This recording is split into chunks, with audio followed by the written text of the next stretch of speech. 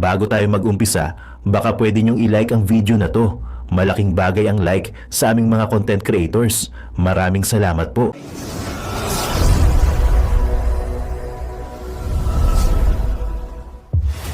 Ang posisyon po ng Iglesia ni Cristo ay ito. Kung ano ang tama at kung ano ang nasa mga batas natin, yun sana ang dapat pairalin. Kaya, hindi natin dapat isuko ang soberenya ng ating bansa sa iba.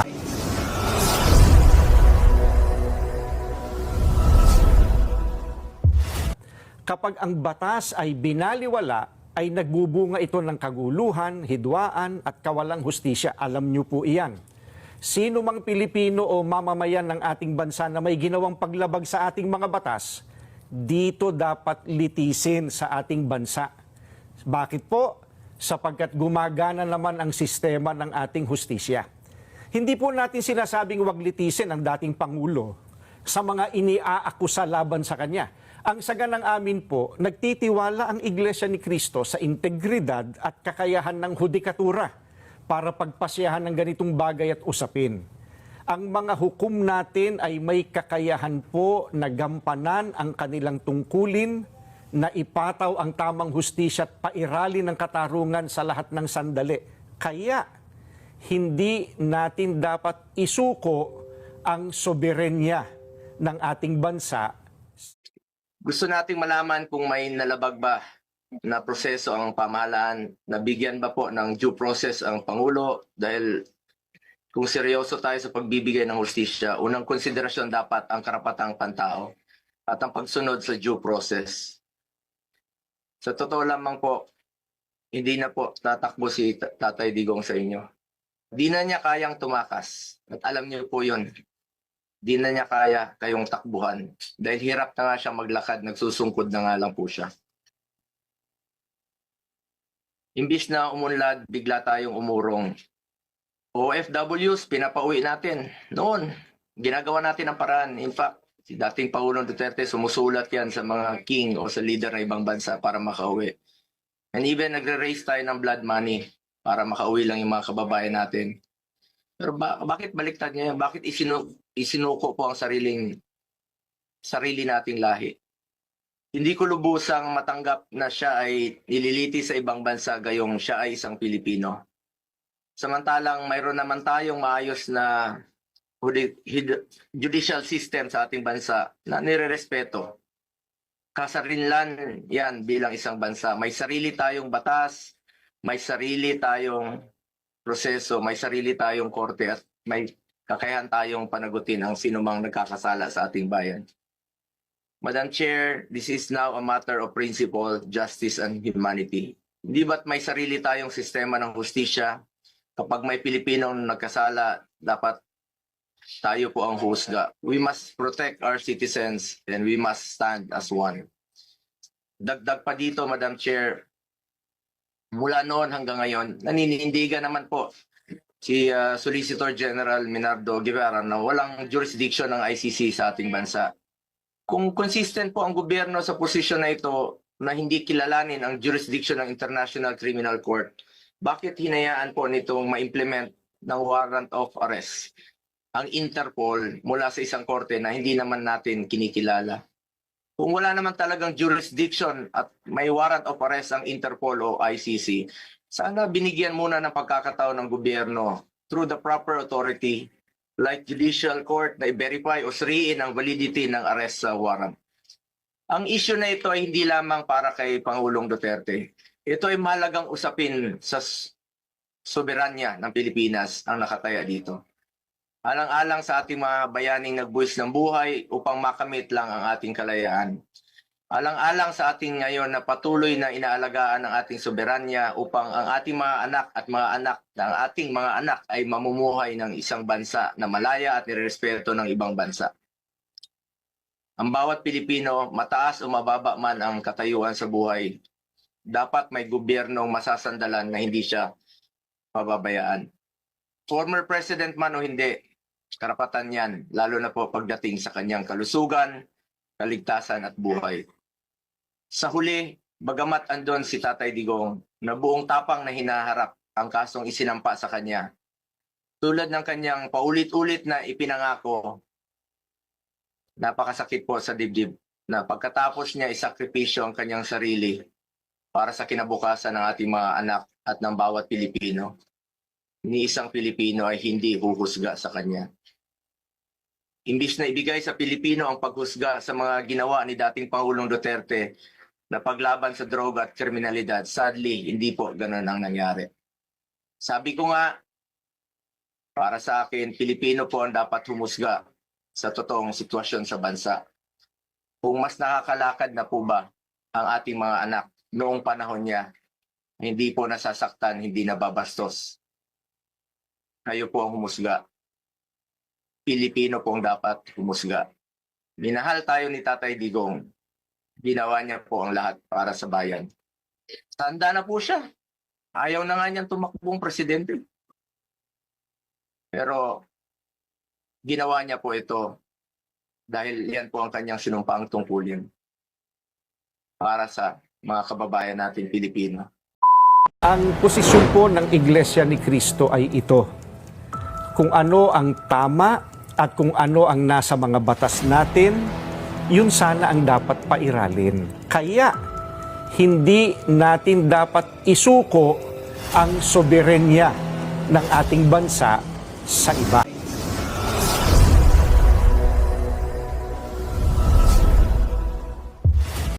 Nagsalita na ang pamunuan ng Iglesia ni Cristo patungkol sa pagkaaresto ng dating Pangulong Rodrigo Duterte. Ayon pa sa kanilang tagapagsalita ay hindi dapat anyang litisin ang dating Pangulo sa ibang bansa dahil gumagana naman ang mga korte sa Pilipinas. Ikinadismaya din nila ang pagsuko ni Bongbong Marcos ng ating soberanya sa mga banyaga dahil ipinagkanulo nito ang kapwa nating Pilipino at dati pang Pangulo ng ating bansa sa kamay ng banyagang korte na mismong ang Pilipinas ay hindi ito kinikilala. Matatandaang nagsagawa ng malawakang rally ang INC ilang buwan ang nakaraan upang ipanawagan ang pagpikil sa impeachment laban kay Vice President Sara Duterte. Subalit, hindi ito pinakinggan ng Marcos administration, bagkus tuluyan nilang inimpeach si VP Sara at tuloy-tuloy nilang pinilayan ang pamilya Duterte. Hudyat na kaya ito ng mas malawakang rally ng INC upang ipanawagan ang pagpapauwi sa dating Pangulong Duterte at ang himukin na lamang na bumaba na sa pwesto ang bangag na Pangulo? Nang mag-rally po ang Iglesia noong January 13, 2025, ang ipinanawagan po namin sa mga namiminuno sa ating bansa, at malamang ay naaalala niyo po ito, kapayapaan, pagkakaisa, at unahing asikasuhin ang problema ng ating bansa at mamamayan nito kaysa yung mga hakbanging magbubunga lamang ng awayan at hidwaan. Dahil alam naman ng marami po na ang mga ito pawang pamumulitika lamang. Ang nakakalungkot po ay yung panawagang yun ng Iglesia ni Cristo tila hindi pinakinggan ng mga kinauukulan. Kaya nga po, Kuya Jen, nangyari yung mga nangyayari ngayon. Hindi naman po natin may tatatwa ng sino man.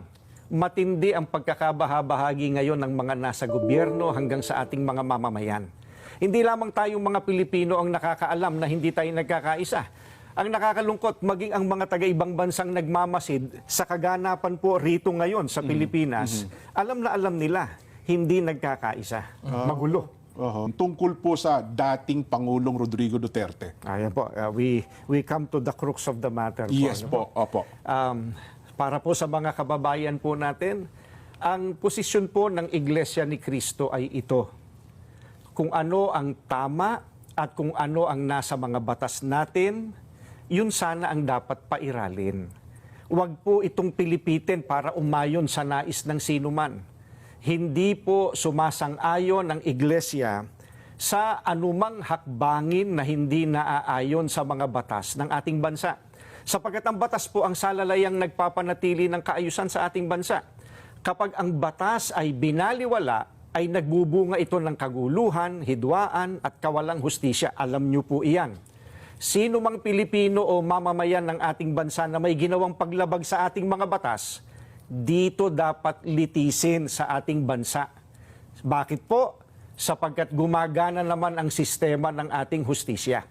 Hindi po natin sinasabing wag litisin ang dating Pangulo. sa mga iniaakusa laban sa kanya. Ang saganang amin po, nagtitiwala ang Iglesia ni Cristo sa integridad at kakayahan ng hudikatura para pagpasyahan ng ganitong bagay at usapin. Ang mga hukom natin ay may kakayahan po na gampanan ang kanilang tungkulin, na ipataw ang tamang hustisya at pairali ng katarungan sa lahat ng sandali. Kaya, hindi natin dapat isuko ang soberenya ng ating bansa sa iba. Yan po ang posisyon natin. Mga kababayan, on March 11, 2025, former President Rodrigo Roa Duterte was forcibly taken by the Philippine National Police upon his arrival at the Ninoy Aquino International Airport. He was brought to Villamor Air Base, a military air base, detained for nearly 12 hours, and then flown out of the country on a private jet to The Hague.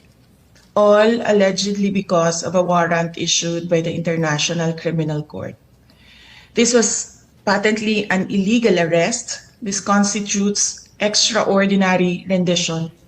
A Filipino citizen, a former president, was taken into custody without a valid warrant issued by a Philippine court, without due process, and without any legal basis under our laws. The Constitution is clear. Section 2, Article 3 of our Constitution explicitly states, the right of the people to be secure in their persons, houses, papers, and effects against unreasonable searches and seizures of whatever nature or for any purpose shall be inviolable, and no search warrant or warrant of arrest shall issue except upon probable cause to be determined personally by the judge after examination under oath or affirmation of the complainant and the witnesses he may produce, and particularly describing the place to be searched and the persons or things to be seized. This means that for an arrest to be lawful, it must be carried out pursuant to a warrant issued by a Filipino judge of a Philippine court. Nasaan po ang warrant of arrest na inisyu ng hukuman ng Pilipinas? Wala. Without a valid warrant from a Philippine court, this was at best a warrantless arrest. Under the rules of court, warrantless arrests are only permitted in 3 instances: in flagrante delicto, hot pursuit, and escaped prisoner. None of these circumstances applied to the case of the former president. So, what was the legal basis of his arrest? The authorities acted solely on an ICC warrant, a document that has no legal effect in the Philippines unless reviewed and validated by a Philippine court. In fact, even assuming without conceding that the government itself wished to recognize and enforce the ICC's warrant, it still violated the Rome Statute itself. Even by ICC standards, the former president should have been brought before a Philippine judge to determine the validity of his arrest before he was handed over to a foreign court. Under Article 59 of the Rome Statute, a state party which has received a request for arrest and surrender shall immediately take steps to arrest the person in question in accordance with its laws and the provisions of Part 9, and shall bring that person before the competent judicial authority in that state. Yan ang sinasabi ko paulit-ulit nung nasa labas ako ng gate ng Villamor Air Base. And why was this not done? If they claim to abide by international law and standards, then why did they conveniently choose to ignore this provision? The fact remains that we are no longer a state party to the Rome Statute. We are no longer a member of the ICC. In fact, in a letter dated December 15, 2023, the President himself wrote to me, with respect to your concerns, legal or otherwise, on the investigation to be conducted by the International Criminal Court into the previous administration's war on drugs, I remain steadfast in my resolve that the jurisdiction of the ICC over the Republic of the Philippines after the effectivity of its withdrawal therefrom is very much in question. To this end, this government will not assist the ICC in any way, shape, or form. So if the government itself has declared Non-cooperation with the ICC, why did the PNP violate this very policy and enforce a foreign warrant? Even granting for the sake of argument that we have some duty to cooperate with either the ICC or Interpol, does that duty override the fundamental rights of every Filipino enshrined in our Constitution? What happened on March 11, 2025 is not just about one man. It is about all of us. It is about the country. If a former president can be taken without due process, what stops them from doing the same to any other Filipino? Therefore, we must dare to ask more questions. Under whose authority did the PNP act? Why did they enforce a foreign warrant without a Philippine court order? Why didn't they at least bring PRRD before a judge, as required by the Rome Statute itself? Even more disturbing is the silence of the armed forces of the Philippines. Why did the AFP stand idly by while a former commander-in-chief was taken from a military base under questionable circumstances? How could they allow a foreign tribunal to override on our constitutional guarantees? We have now lost a former president. I pray that we do not lose the country next. Your Honor, Senators Cayetano and Marcos and other senators present, alam naman natin lahat at alam nila na mali ang ginawa nila. Ginawa nila yon just to demolish political opponents. This is all about politics. The administration is using government resources, the ICC, to demolish the opposition. Wala na tayong argument. Mali ang ginawa. Ang tanong ngayon, ano ang gagawin natin para maibalik ang dating Pangulo sa Pilipinas? Kasi nag-iisa ako ngayon dito na gumagawa ng paraan para maibalik ang ating dating Pangulo sa ating bayan. Ang pangunahing tanong ko po sa hearing na ito, paano at bakit tayo umabot sa ganitong sitwasyon? Meron naman tayong umiiral na hustisya sa bansa, meron naman tayong sariling mga batas at korte. Bakit pinayagan po ng gobyerno na nakipin po ang isang Pilipino sa sarili nating bayan? Sabi nga ng mga nakakarami, too late the hero. Kaya kung ano man ang lumabas sa hearing na ito, si dating Pangulong Duterte ay ngayon nasa The Hague na po, Netherlands na po. Ano bang pwede pang magawa? I respect the initiative of this committee to hold the Senate inquiry. Bagamat nirerespeto natin ang pagdinig na ito, sinasabi ko rin po ang aking mga hinanakit na parang too late na po. Walang problema sa akin mag-hearing kahit araw-araw po. Pero tanong, may babalik niyo pa ba si Tatay Digong? Yan ang tinatawag ko na too late the hero na po. Useless lahat ng hearing na ito kung hindi na po may babalik si Tatay Digong. Kung kaya, pakiusap ko lang, kung kaya niyo po siyang dalhin doon, in less than 1 day, sa loob po ng 13 na oras, dapat kaya nyo rin po siyang ibalik dito sa lalong madaling panahon. Dahil nangungulila po ang Pilipino at hindi kayang tanggapin ang nangyari sa kanya. Bilang isang mambabatas, nandun ako sa NAIA nung lumapag ang eroplanong sinasakyan ni dating Pangulong Duterte. Hindi po ako pinayagang makapasok. Kasama ko po ang kanyang mga doktor dahil may scheduled medical check-up po siya sa March 12. You may check the records po. Importante, masiguro ang kanyang kalusugan dahil 80 years old na po ang dating Pangulo. Pero mukhang hindi ito naisaalang-alang po ng otoridad dahil hindi siya pinayagan na mapunta sa ospital. Hindi nadala ang kanyang mga medisina.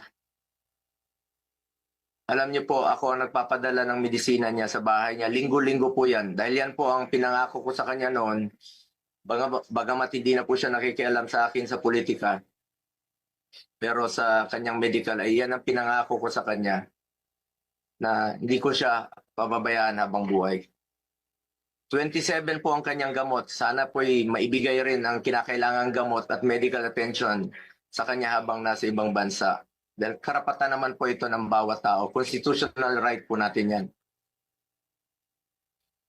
Sanay po siya na merong nurse, sanay po siya na may doktor na nag-aasikaso sa kanya. Naikwento nga sa akin ni Atty. Mejaldea na noong unang bumisita siya sa detention cell ay nakapaa siya dahil hindi po na naipasok ang kanyang mga gamit. Alam niyo, hirap na nga siya magmedyas. Hindi na niya kayang magmedyas mag-isa. At ngayon, it took Atty. Mejaldea several days bago maipasok yung mga kagamitan na kailangan ni Tatay Digong. Mahirap talagang kanyang sitwasyon ngayon na nakadetain.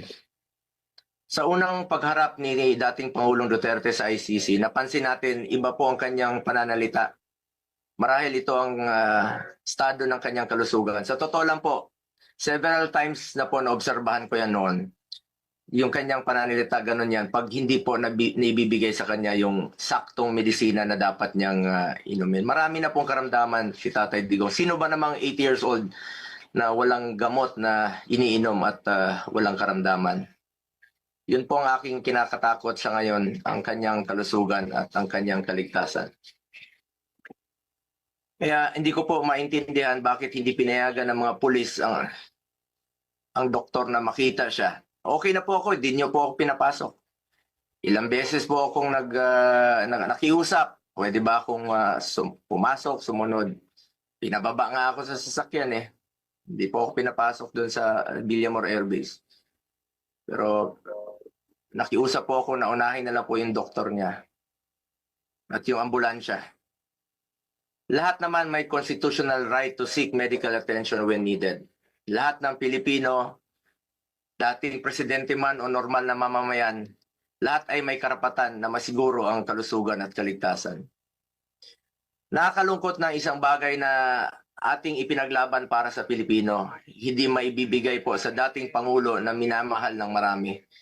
Ganyan ba po ang dapat na trato sa taong minahal ang bayan at minahal din ng taong bayan?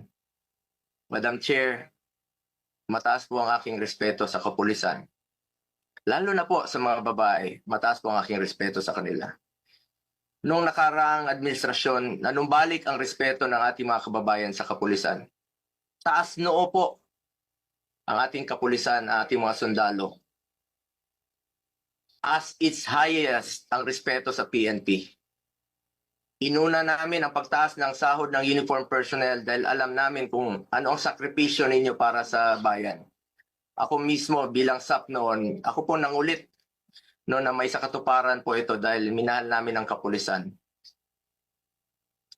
Ngunit nakakalungkot, Madam Chair, na noong nandun ako sa NAIA, nakikita niyo naman po sa video, nagtanong lang po ako sa PNP spokesperson kung saan kami dapat pumunta.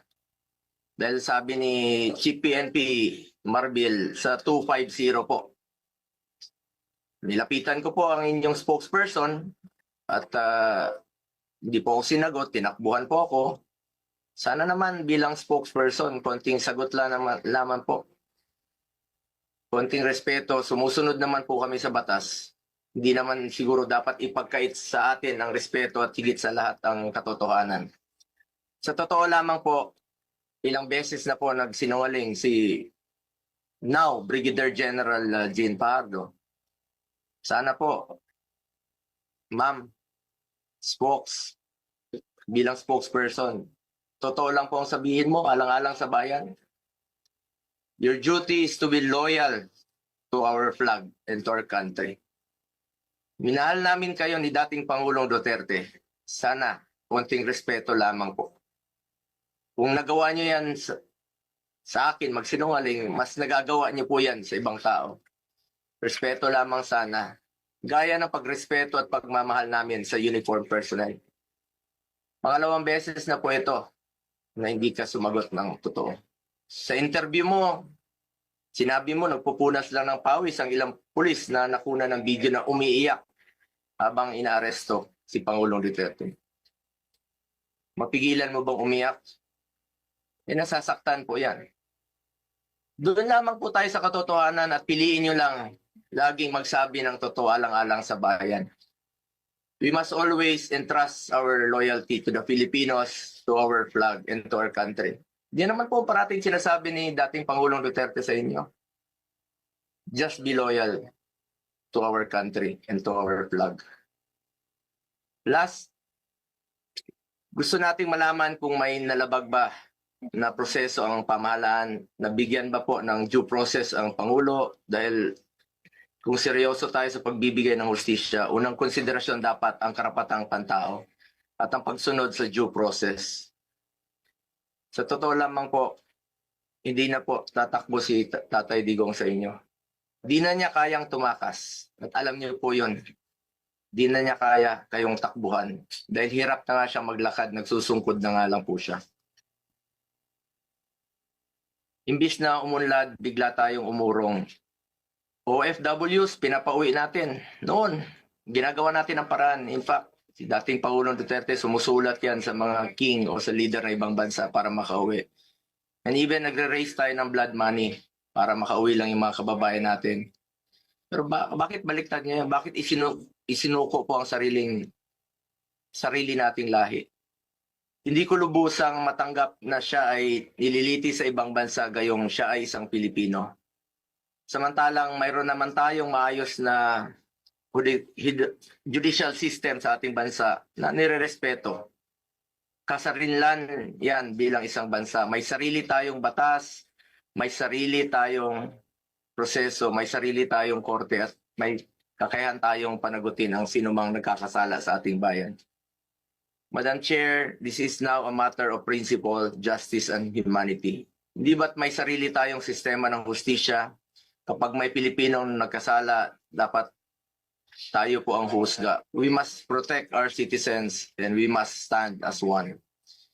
Dagdag pa dito, Madam Chair, mula noon hanggang ngayon, naninindigan naman po si Solicitor General Minardo Guevara na walang jurisdiction ng ICC sa ating bansa. Kung consistent po ang gobyerno sa posisyon na ito na hindi kilalanin ang jurisdiction ng International Criminal Court, bakit hinayaan po nitong ma-implement ng warrant of arrest ang Interpol mula sa isang korte na hindi naman natin kinikilala? Kung wala naman talagang jurisdiction at may warrant of arrest ang Interpol o ICC, sana binigyan muna ng pagkakataon ng gobyerno through the proper authority like judicial court na i-verify o suriin ang validity ng arrest sa warrant. Ang issue na ito ay hindi lamang para kay Pangulong Duterte. Ito ay mahalagang usapin sa soberanya ng Pilipinas ang nakataya dito. Alang-alang sa ating mga bayaning nagbuwis ng buhay upang makamit lang ang ating kalayaan. Alang-alang sa ating ngayon na patuloy na inaalagaan ang ating soberanya upang ang ating mga anak at mga anak ng ating mga anak ay mamumuhay ng isang bansa na malaya at nirespeto ng ibang bansa. Ang bawat Pilipino, mataas o mababa man ang katayuan sa buhay, dapat may gobyernong masasandalan na hindi siya pababayaan. Former president man o hindi, karapatan yan, lalo na po pagdating sa kanyang kalusugan, kaligtasan at buhay. Sa huli, bagamat andon si Tatay Digong na buong tapang na hinaharap ang kasong isinampa sa kanya, tulad ng kanyang paulit-ulit na ipinangako, napakasakit po sa dibdib na pagkatapos niya isakripisyo ang kanyang sarili para sa kinabukasan ng ating mga anak at ng bawat Pilipino, ni isang Pilipino ay hindi huhusga sa kanya. Imbis na ibigay sa Pilipino ang paghusga sa mga ginawa ni dating Pangulong Duterte na paglaban sa droga at kriminalidad, sadly, hindi po ganun ang nangyari. Sabi ko nga, para sa akin, Pilipino po ang dapat humusga sa totoong sitwasyon sa bansa. Kung mas nakakalakad na po ba ang ating mga anak noong panahon niya, hindi po nasasaktan, hindi nababastos. Kayo po ang humusga.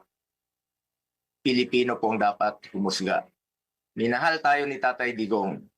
Ginawa niya po ang lahat para sa bayan. Tanda na po siya. Ayaw na nga niyang tumakbong presidente. Pero ginawa niya po ito dahil yan po ang kanyang sinumpaang tungkulin. para sa mga kababayan natin Pilipino. Pero ngayon, hindi lang si Tatay Digong ang inialay at ipinamigay ng ating sariling kababayan. Mistur lang inialay at ipinamigay din ito ang karapatan ng Pilipino na husgahan ang ating sariling kababayan at magdesisyon kung ano ang mas makakabuti sa ating bayan. As I said, March 11 was indeed the saddest day in our history. Magkakaisa Hey! sa Pilipinas. Alright! Taong bayan ay unahin at dapat magkaisa. Hey! Ayusin ang mga problema ng ating bansa. Ang Hey! galit ay alisin at dapat magkasundo. Payapa ang ating bansa. Asenso at taong bayan ay unahin at dapat magkaisa. Hey! Hindi ang pag-aaway at ang pagkakagulo. Ang galit ay alisin at dapat magkasundo. Payapa ang ating bansa.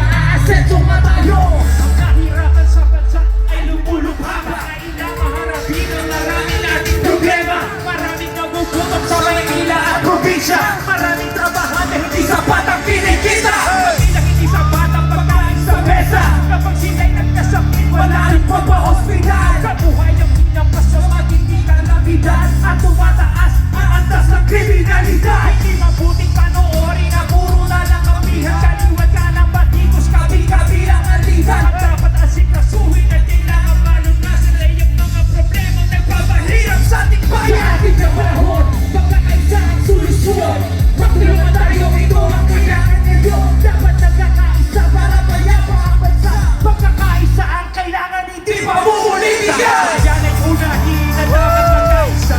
Ayusin ang mga problema ng ating bansa. Ang galit ay alisin na dapat magkasundo. Kung payapa ang ating bansa, aasenso ka tayo. Ang bayan ay unahin na dapat magkaisa. Itigil ang pag-aaway at ang pagkakagulo. Ang galit ay alisin na dapat magkasundo. Kung payapa ang ating bansa, aasenso ka tayo. Ang po ay pansinin itong aming sinasabi. Kapayapaan ito ang nais namin na mangyari. Ang problema ng bayan ay napakarami. Itigil ang bakayan at pagkakabahagi. Ay mayabang, hindi mahabang. Ang bansa ay masaya, walang kampi-kampi. Ang bansa ay unat, pag hindi kanya-kanya. Pagkakaisa ito ang dapat nating magawa.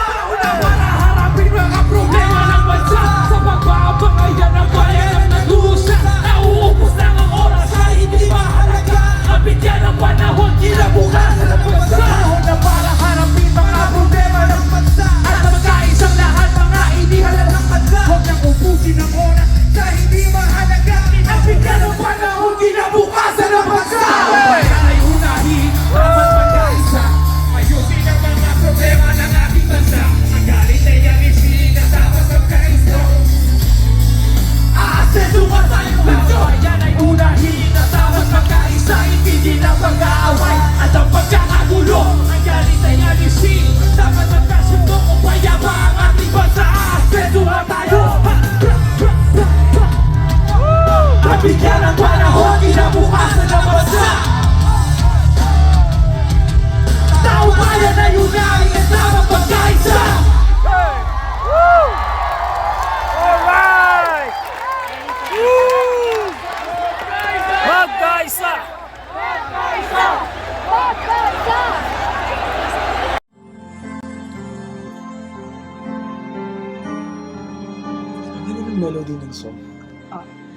Ang bayan ko'y pinagpala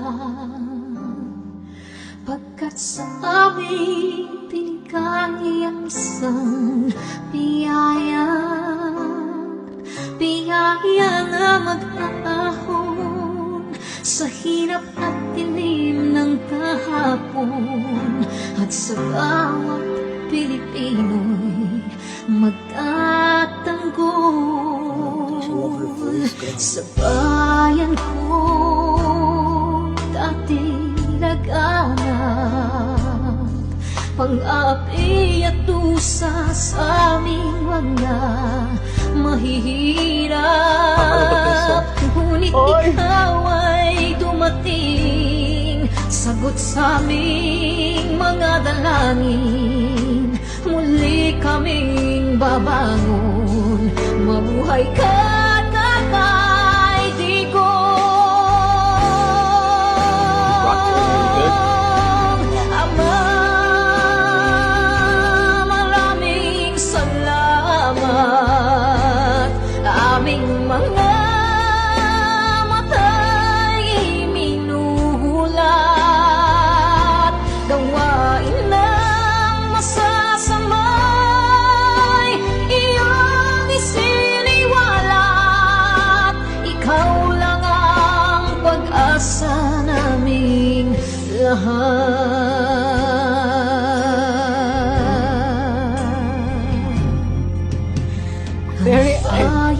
Pinamatan niya ako kung iyak ako. Pilipinas, muling makikilala at itataas. Katahimik ay maghahari sa ating puso'y mamamayani. Mga ngiti sa labi, di mapapawi.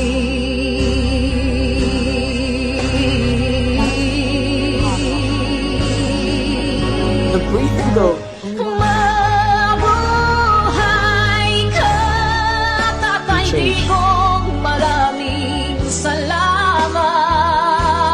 Ang malasakit sa Pilipino ay walang kasing tapat.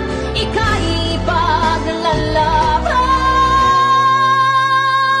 ng iyong mga anak. Tunay kang biyaya sa bansang Pilipinas.